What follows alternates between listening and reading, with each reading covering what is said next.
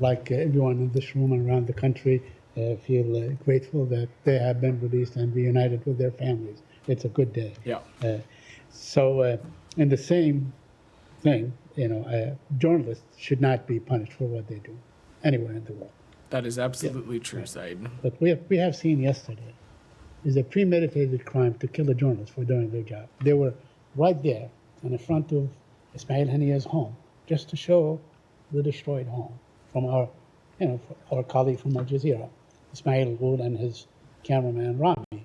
And they were told by the Israelis to leave the scene. They did. They got in their car and they moved, and then they were bombed. I mean, that is summary execution, isn't it? Said, I spoke to this a little bit yesterday, and the good news that we have relating to these American citizens who have returned, who will be returning to the United States. I don't have an update on this other situation for you beyond that. Let me just say, because you've asked the question, the reports that you mentioned yesterday as well, we've seen those reports. We're tracking the details. We continue to engage with our partners in Israel about any additional information. But beyond that, when we have talked about journalists who have been killed in Gaza, this is something that the Secretary has spoken to a great deal.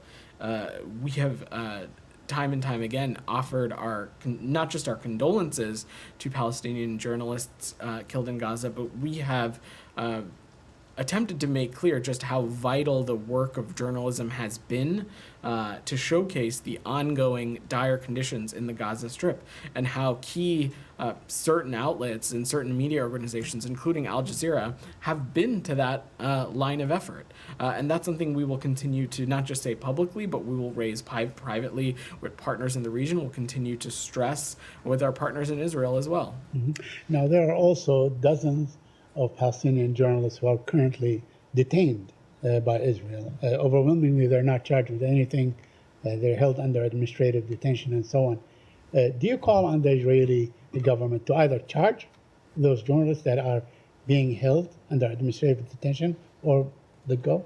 Look, Said, we've been clear and consistent that Israel needs to treat all detainees humanely, with dignity, and in accordance with international law, and the detainees' human rights must be respected.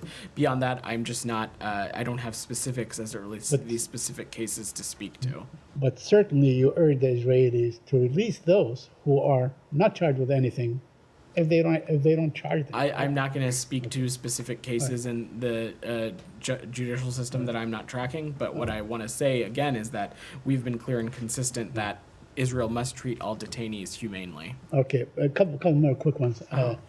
Was there any communications with the Palestinian Authority from U.S. officials to the Palestinian officials in the aftermath of the assassination of Ismail Haniyeh?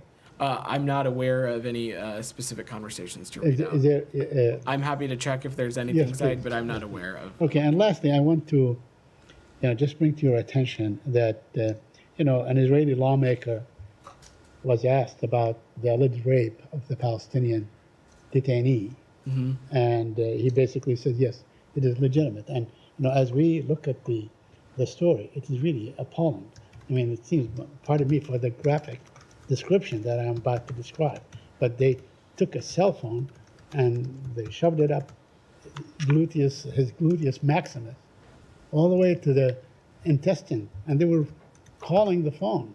The Israeli soldiers. This is documented. So, I mean, don't you find this appalling? We are aware of these concerning reports, and of course, if they are true, they are appalling. The IDF itself has indicated that it is looking into these allegations, and we, of course, welcome that.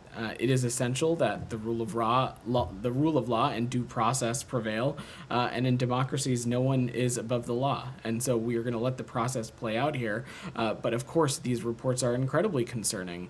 But there is an investigation taking place, and therefore, I don't want to offer any judgment until that process has concluded. Okay, and lastly, on the negotiations, any update on the negotiations? Are they ongoing? Are they likely to resume?